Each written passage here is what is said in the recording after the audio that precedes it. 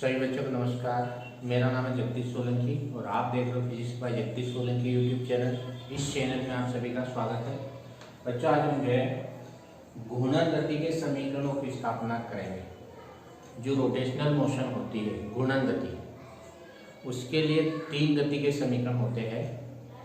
जैसे हमने रेखीय गति में तीन समीकरण पढ़े हैं, उसी प्रकार से घूर्णन गति में भी हम गति के तीन समीकरणों की स्थापना करेंगे।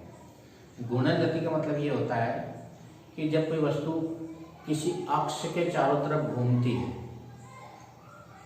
जब कोई वस्तु क्या करती है, कोई पिंड क्या करता है, किसी अक्ष के चारों तरफ घूमता है, तो वस्तु की उस गति को हम घूर्णन गति कहते हैं। जैसे मान लो पंखा है, ये पंखा एक अक्ष होती है, उस अक्ष के चारों तरफ ये घूमता है, तो ये इसकी क्या कहलाती है, घूर्णन गति कहलाती है।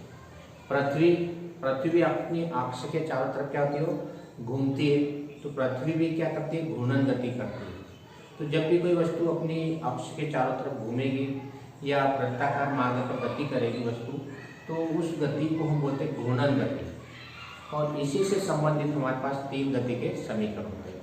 जैसे हमने रेखीय गति में तीन गति के समीकरण पढ़े थे, v = u + at, v = u + at, और s = ut + ½ at² और v² = u² + 2as। ये तीन गति के समीकरण हमने रेखीय गति में पढ़े थे। उसी प्रकार से अब हम घूर्णन गति में भी गति के तीन समीकरण पढ़ेंगे। दोनों में क्या अंतर होगा वो मैं यहाँ पर आपको क्लियर कर दूंगा। यदि एक बार आपको समझ में आएगा तो तीनों गति के समीकरण आसानी से समझ में आ जाएगा। तो रेखीय गति में हमने जहाँ पर प्रारंभिक वेग u लिया था, उस u के स्थान पर यहाँ पर हम प्रारंभिक कोणीय वेग लेंगे ω0। जहाँ हमने u लिया था, जब रेखीय गति हमने पढ़ी थी, मान लो कोई वस्तु सीधी सरल रेखा में चल रही है, तो उसका प्रारंभिक वेग हमने u माना था, तो u के स्थान पर हम क्या मानेंगे, यहाँ पर ω0 या ω0 मानेंगे। तो जहाँ जहाँ हमने वहाँ पे u लिखा था, उस u के स्थान पर घूर्णन गति में क्या लिखेंगे, ω0। क्यों? क्योंकि जब वस्तु कोई घूमती है तो वस्तु की उस वेग को हम कोणीय वेग बोलते हैं। कोणीय वेग का मतलब किसी वृत्ताकार मार्ग पर यदि कोई वस्तु घूमती है तो उसका वेग कोणीय वेग कहलाता है। और यदि कोई वस्तु सीधी सरल रेखा में चल रही है तो उसके वेग को हम रैखिक वेग कहेंगे। तो ध्यान रखें, तो जब भी हम घूर्णन गति पढ़ेंगे तो उसका वेग क्या कहलाएगा, कोणीय वेग। और प्रारंभिक कोणीय वेग को हम ω0 से प्रदर्शित करेंगे। अंतिम वेग वहाँ पर अपने v माना था, यहाँ v की जगह ω मान लेंगे। तो जहाँ पर हमने रेखीय गति में v लिखा था, उसके स्थान पर हम घूर्णन गति में क्या लिखेंगे, उसको ω से प्रदर्शित करेंगे। तीसरी बात, हमने विस्थापन s लिया था वहाँ पर, तो वहाँ पर हमने रेखिक विस्थापन कहा था। यहाँ पर कोणीय विस्थापन की बात करेंगे। रेखीय विस्थापन के स्थान पर क्या है, यहाँ पर कोणीय विस्थापन आएगा। तो जहाँ s लिखा था उसके स्थान पर अपने को थीटा लिखना है। और वहाँ पर अपने रेखीय त्वरण की बात करी थी a की, यहाँ पर अपन कोणीय त्वरण अल्फा की बात करेंगे। और टाइम, समय तो दोनों के लिए एक ही रहेगा, घूर्णन गति हो रही होगी, रेखीय गति हो रही है, कोई सी भी गति हो रही है। टाइम t, वहाँ हमने t लिया था, यहाँ भी हम t लेंगे। तो अब अपने को चेंज क्या करना, यदि पहले वाली गति के समीकरण यदि आपको याद है, तो उस गति के समीकरण में u के स्थान पर ω0 रखना। ω0 को प्रारंभिक कोणीय वेग बोलेंगे, v के स्थान पर ω लिखना, जिसको अंतिम कोणीय वेग कहते हैं हम। s रैखिक विस्थापन कहलाता है, थीटा कोणीय विस्थापन कहलाता है, a रैखिक त्वरण कहलाता है, अल्फा कोणीय त्वरण कहलाता है। तो जब भी घूर्णन गति होगी, उस घूर्णन गति में रेखीय त्वरण के स्थान पर यहाँ पर कोणीय त्वरण का उपयोग करेंगे। और t टाइम, और टाइम यहाँ पे भी टाइम, दोनों में ही t के द्वारा ही प्रदर्शित करेंगे। तो अब हम पहले गति का समीकरण की स्थापना करेंगे। तो पहला गति का समीकरण क्या हो जाएगा, यहाँ v था, v की जगह क्या आएगा, v की जगह ω, तो v की जगह क्या आएगा, ω, u की जगह ω0, u की जगह ω0, तो ये v हो गया, ये u हो गया, प्लस अल्फा, अल्फा की जगह क्या आ जाएगा, a की जगह अल्फा आ जाएगा, अल्फा, और t की जगह t आ जाएगा, a की जगह अल्फा।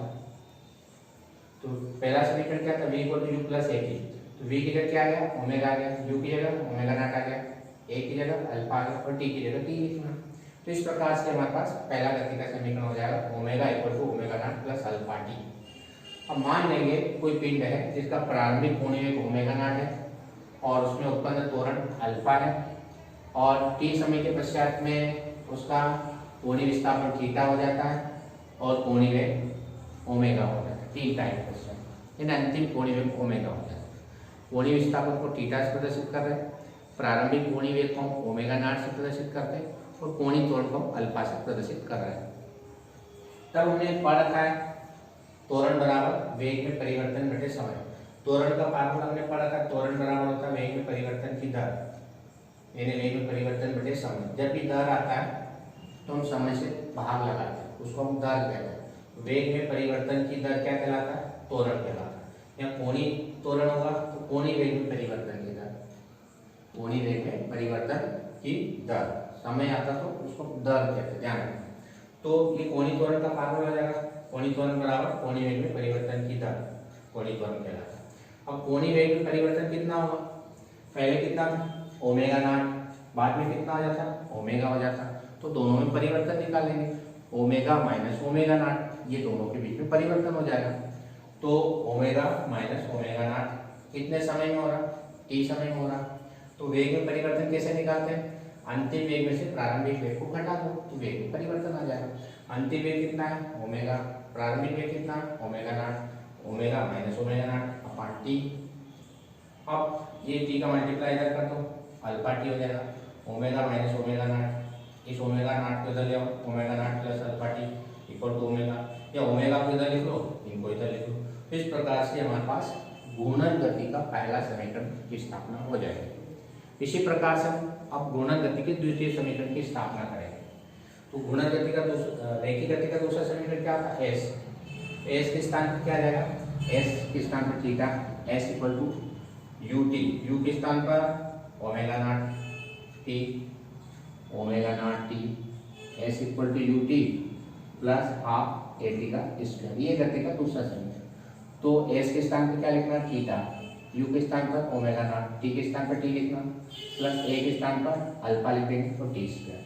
तो इस तरह से हमारे पास घूर्णन गति का दूसरा समीकरण बन जाएगा, थीटा बराबर omega naught T plus 1/2 alpha T square.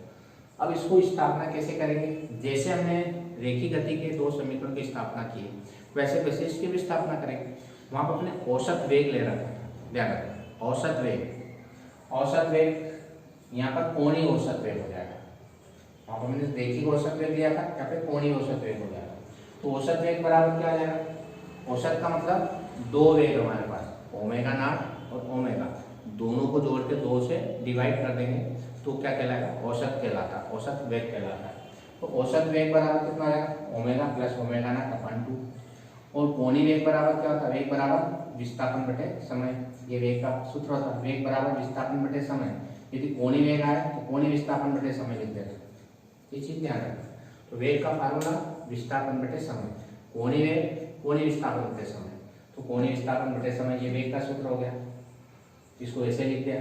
ये औसत होता है, औसत निकालते आ जाता है, सभी को पता है कि दो वेग है तो दोनों को जोड़ के 2 का भाग लगा देंगे तो एवरेज आ जाएगा या औसत वेग आ जाएगा, तो 2 से भाग लगा देंगे। विस्थापन हमने कितना होना है थीटा और समय कितना होना है टी, विस्थापन को कितना लिया हमने टी, थीटा सॉरी थीटा, तो इस विस्थापन की जगह थीटा रख देंगे, टाइम टी लिख देंगे, ओमेगा इसको ऐसे लिख देंगे, ये 2 टी का मल्टीप्लाई इधर कर देंगे, ये टी का मल्टीप्लाई इधर कर दिया है ना, टी का मल्टीप्लाई इधर कर देंगे आ जाएगा। अब देखो इस इक्वेशन में ओमेगा नहीं आ रहा, सेकंड इक्वेशन में ओमेगा नहीं आता, तो इस ओमेगा को हटा देंगे, इस ओमेगा को हटा देंगे, किससे हटाएंगे, ओमेगा इक्वल टू होता omega naught plus alpha T. जैसे गति का पहला समीकरण से हमने मान रखा था दूसरे समीकरण, वैसे वैसे यहाँ पे भी मान रखना है, ध्यान रखना। तो ओमेगा के स्थान पर क्या लिख देंगे omega naught plus alpha T, तो इस ओमेगा के स्थान पर, इस ओमेगा के स्थान पर ये मान रख देंगे ओमेगा नॉट, इस ओमेगा के स्थान, ये पूरा गति के पहले समीकरण से मान रखना है, इस ओमेगा की जगह रख देंगे, ओमेगा नॉट को ऐसे लिखना, ओमेगा नॉट को ऐसे लिखा इंटू टी ऐसे लिखना अपॉन 2, ओमेगा नॉट और ओमेगा नॉट 2 ओमेगा नॉट हो जाएगा, plus alpha T plus alpha T. इस टी का अंदर मल्टीप्लाई भी कर दो, ओमेगा नॉट और ओमेगा नॉट में टी का मल्टीप्लाई करेंगे टी आ जाएगा, प्लस अल्फा टी में टी का मल्टीप्लाई करेंगे टी का स्क्वायर हो जाएगा। ये टी और टी का स्क्वायर हो जाएगा, समझ आ गया। टी का अंदर दोनों मल्टी, यहाँ भी ओमेगा नॉट टी आएगा और यहाँ भी ओमेगा नॉट टी आ जाएगा, और omega not T plus omega not T 2 omega not T आ जाएगा, और अल्फा टी में टी का मल्टीप्लाई करेंगे तो अल्फा टी का स्क्वायर हो जाएगा, और ये 2 से डिवाइड है। अब फिर इसको दोनों के अलग अलग बटे में 2 लिख लेंगे, इसके बटे में 2 लिख लें और इसके बटे में 2 लिख लें। एलसीएम लेंगे तो वापस यही आएगा, इसलिए अपने दोनों का अलग अलग बटे में 2 लिख दें। तो ये 2 से 2 कैंसिल हो जाएगा, तो omega naught T plus half alpha T का स्क्वायर। तो इस तरह से ये हमारे पास घूर्णन गति का दूसरा समीकरण आ जाएगा। तो दूसरा समीकरण लाने के लिए क्या करना पड़ेगा, औसत वेग का सूत्र लिखते। औसत वेग मतलब दोनों को जोड़ के 2 से भाग लगाते, ओमेगा नॉट प्लस ओमेगा अपान 2।